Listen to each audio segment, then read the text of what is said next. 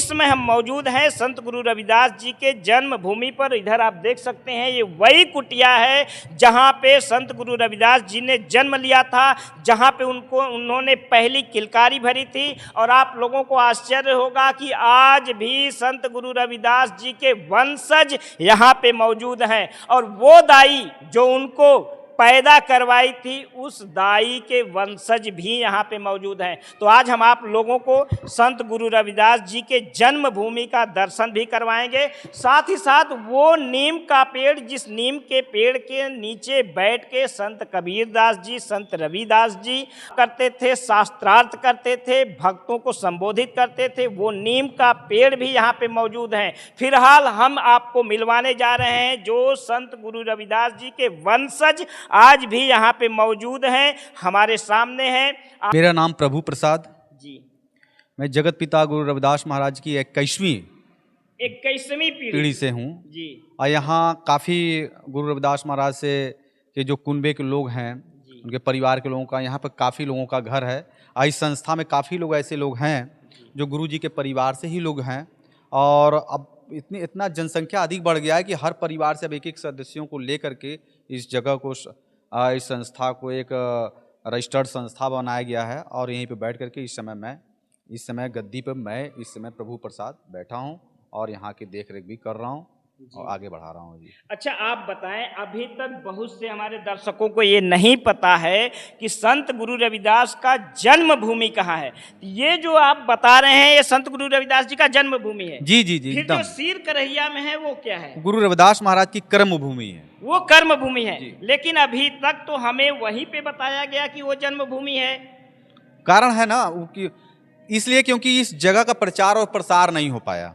अच्छा। इस जगह को फैलाव नहीं मिला, लोग जान नहीं पाए, बस इस कारण से उस स्थान को कहते हैं कि आज भी भौतिकतावाद इतनी चरम सीमा पे है कि लोग आज भी, लोगों का जो आकर्षण का जो बिंदु होता है वो भौतिकतावाद, जहाँ चमक धमक बहुत अधिक दिखता है लोग वहाँ लोग अधिक पहुँचते हैं। और यहाँ ऐसा कुछ है नहीं। वहाँ सरकार द्वारा काफ़ी भव्य बनवाया गया है ताकि वहाँ पे बहुत खूबसूरती है, इसलिए वो लोग वहाँ पे अक्सर लोग जाते हैं।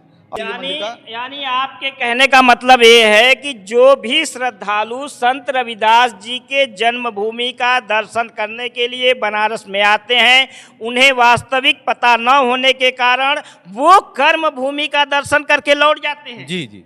वो जन्मभूमि पर नहीं आ पाते क्योंकि अभी तक ये गोपनीय है, अभी तक इसका प्रचार प्रसार नहीं हो पाया, लोग जान नहीं पाए। तो उसका प्रचार प्रसार इतना क्यों हो गया?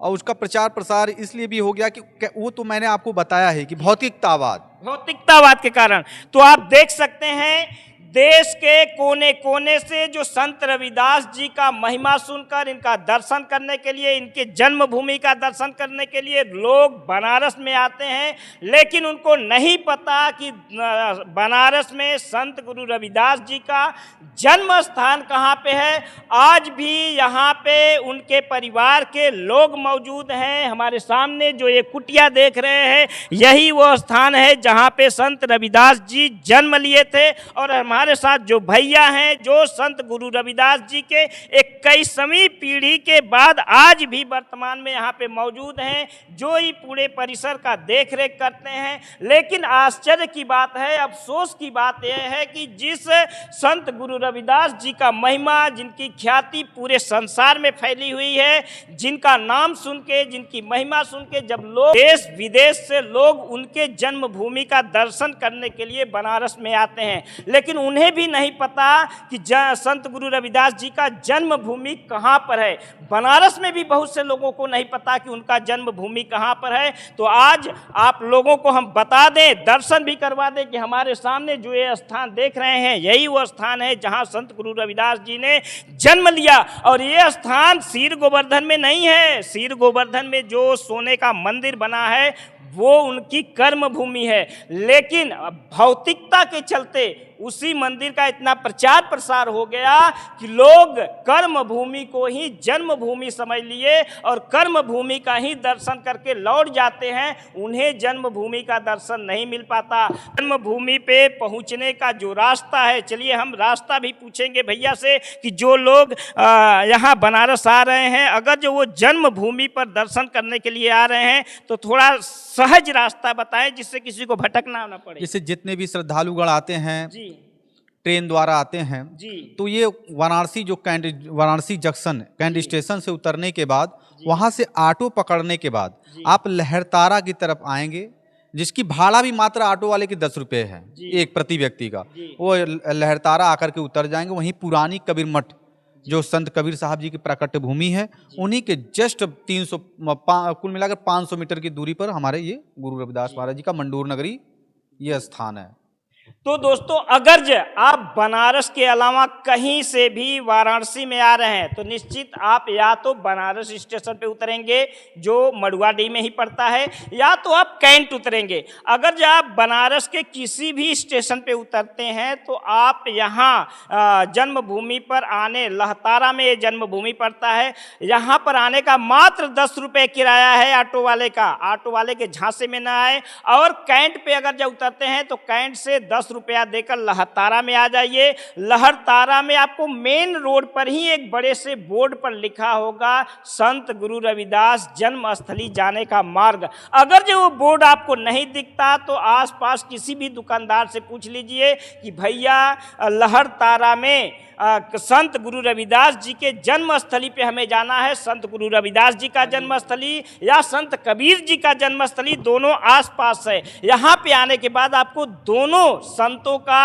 जन्म स्थान का दर्शन मिल जाएगा। तो यहाँ से मात्र 300 मीटर की दूरी पर, 200 से 300 मीटर की बीच की दूरी में धम्मोदाई का वो निवास स्थान भी है। परिवार के लोग भी यहाँ पे हैं। एकदम परिवार के लोग हैं। यहाँ प्रेमदास जी बैठते हैं जो गुरु रविदास महाराज जी के जो धम्मोदाई के परिवार से हैं, वंश से हैं। और मैं जितने भी हमारे श्रद्धालुगण अगर वो देख रहे हैं गुरु रविदास महाराज जी के जन्म स्थान को, तो मैं उनसे कहूँगा कि आप किसी भी गुरु दरबार में आप सब जाते हैं तो आपको सिर्फ और सिर्फ गुरु रविदास महाराज की प्रतिमूर्ति का दर्शन करने को मिलता है। लेकिन जब आप मंडूर नगर में आते हैं तो गुरु रविदास महाराज जी के साथ साथ गुरु जी की माँ जो गोद में गुरु रविदास महाराज जी को ले करके बैठी हुई है। गुरु जी के पिताजी संत गुरु रविदास जी की जो माँ है वो संत गुरु रविदास जी को गोद में लेकर बैठी हैं और इधर इनके पिताजी हैं जी। बस उनके माता पिता जी की प्रतिमूर्ति जो भी देखने को मिलेगा आपको सिर्फ और सिर्फ मंडूर नगर में ही देखने को मिलेगा और किसी भी प्रांत में नहीं देखने को मिलेगा। क्योंकि देखिए, अगर श्रद्धालुगण आते भी हैं तो हम उनसे निवेदन भी करना चाहेंगे कि जब वो माता पिता धन्य है जो ऐसे पुत्र को जन्म दिए हैं, तो अगर आप जगत पिता गुरु रविदास महाराज जी के दर्शन करने आ रहे हैं तो उनके माता पिता जी के भी घर आवें और इस गुरु जी के साथ साथ गुरु जी के माता पिता जी का भी आशीर्वाद प्राप्त करें।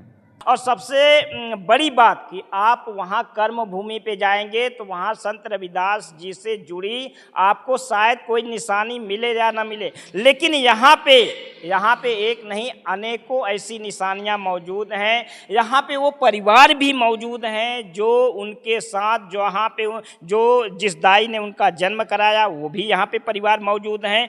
वो नीम का पेड़ जिसकी चर्चा ग्रंथों में मिलती है, जिस नीम के पेड़ के नीचे बैठकर वे सत्संग किया करते थे संत कबीर दास जी, संत रविदास जी, वो नीम का पेड़ भी आपको इसी भूमि में देखने को लिए मिलेगी। और संत रविदास जी के जो वंशज, जो 20 पीढ़ियों का पूरा इतिहास, ये उनके वंशज भी यहाँ पे आपको देखने के लिए मिलेंगे। तो आपसे निवेदन है कि जो कर्म भूमि का भले आप दर्शन करें, लेकिन कर्म भूमि के साथ साथ आप जन्म भूमि पे भी जरूर आए। यही वो लगभग 650 वर्ष पुराना नीम का पेड़ है। संत गुरु रविदास जी के जन्म के समय की अगर जब कोई निशानी इस समय मौजूद है तो यहाँ के लोगों द्वारा बताई जाती है कि यही वो नीम का पेड़ है जिसकी चर्चा हमारे ग्रंथों में है। यही वो नीम का पेड़ निशानी के रूप में संत गुरु रविदास जी के से आज भी हमारे बीच मौजूद है। तो चलिए हम दर्शन करवाते हैं उस नीम के पेड़ का। तो दोस्तों, आप देख सकते हैं ये जो नीम का पेड़ है अंदर से पूरा खोखला हो चुका है।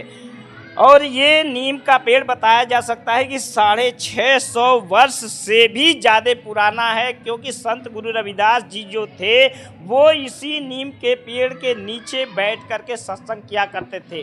तो दोस्तों, ये पवित्र भूमि, जिस भूमि पे हमारे इतने बड़े संत ने जन्म लिया, जिनकी ख्याति आज पूरे संसार में है, जिनके बराबर आज कोई संत नहीं हुआ, जिनको संत शिरोमणि का दर्जा प्राप्त हुआ, वो संत की निशानी, यादगार यदि आज भी वाराणसी में मौजूद है तो वो है ये नीम का पेड़, जिस नीम के पेड़ के नीचे वो बैठ कर के सत्संग किया करते थे। और इसी नीम के पेड़ के नीचे संत रविदास जी, संत कबीरदास जी, दोनों संत एक साथ बैठ करके इसी नीम के पेड़ के नीचे सत्संग और प्रवचन किया करते थे।